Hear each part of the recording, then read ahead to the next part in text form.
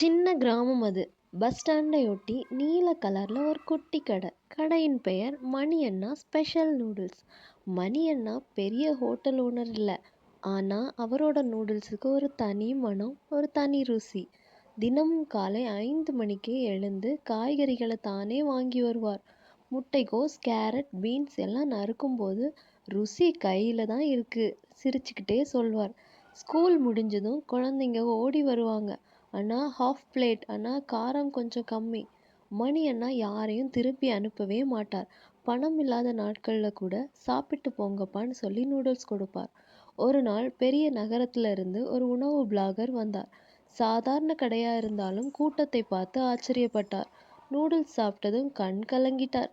இந்த ருசிக்கு காரணம் என்னன்னு கேட்டார். மணி அண்ணா சிரிச்சு சொன்னார், அன்பு சார்.